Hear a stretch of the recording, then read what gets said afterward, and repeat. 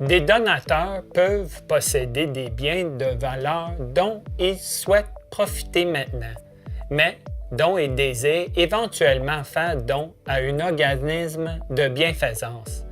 Bien que des tels dons soient traditionnels donnés à partir de la succession du donateur, il existe des options qui lui permettent d'organiser un don d'intérêt résiduel maintenant afin de pouvoir continuer à profiter des actifs ou d'un revenu de son vivant tout en bénéficiant d'importants avantages fiscaux. Les fiducies résiduaires de bienfaisance générant un revenu pour le donateur de son vivant. Les donateurs choisissent cette option si leur critère principal est de recevoir le revenu courant d'un actif, comme des titres à valeur accrue, des régimes de retraite enregistrés ou des propriétés locatives.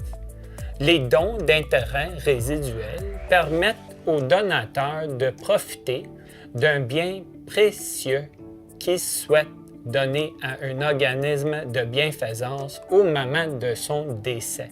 Si le donateur désire avoir accès à un bien donné de son vivant, comme une collection d'œuvres d'art, une résidence secondaire ou un autre bien précieux, mais qui ne souhaite pas recevoir de revenus, il peut choisir de faire un simple don d'intérêt résiduel. En combinant les avantages d'une FRB et d'un fonds orienté par le donateur, vous pouvez obtenir davantage de polyvalence à long terme et créer éventuellement un fonds de legs pour les générations futures. Vous pouvez ajuster facilement les bénéficiaires d'un don au fil du temps, sans devoir modifier la fiducie. Si vous prévoyez faire don d'un actif à investir, les donateurs recevront le revenu à vie ou pour toute autre période précisée. Si le don concerne un actif non financier, exemple utilisation personnelle d'une propriété, d'une œuvre d'art, etc., le donateur ou le bénéficiaire désigné pourra utiliser l'actif pour une durée précise, généralement à vie. Les mêmes avantages et bénéfices de combiner une FRB à un fonds orienté par le donateur s'appliquent aux dons d'intérêt résiduel.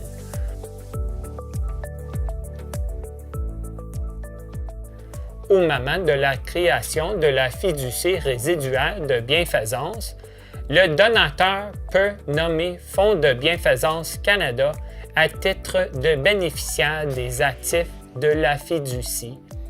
Fonds de bienfaisance Canada émettra immédiatement un reçu de don de bienfaisance selon la valeur résiduelle estimative de l'actif au moment du don.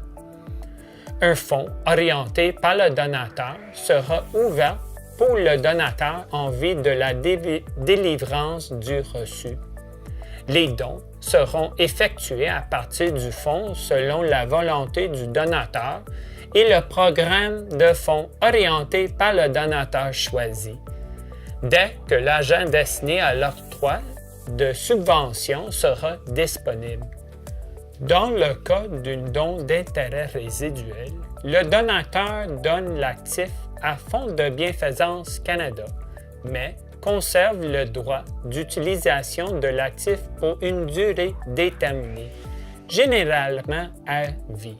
Fonds de bienfaisance Canada ouvrira un fonds orienté par le donateur pour le donateur. Un reçu de don de bienfaisance sera immédiatement remis pour la valeur actuelle des intérêts résiduels de l'actif donné. Dans la plupart des cas, l'actif sera vendu à l'échéance de l'intérêt résiduel du donateur.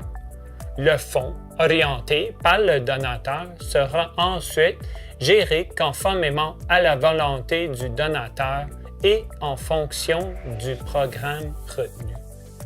Les incidences fiscales pour une fiducie résiduaire de bienfaisance comprennent notamment la possibilité que les actifs transférés à la fiducie déclenchent l'imposition des gains en capital au moment du transfert, que le donateur paiera de l'impôt sur les revenus générés par la fiducie chaque année.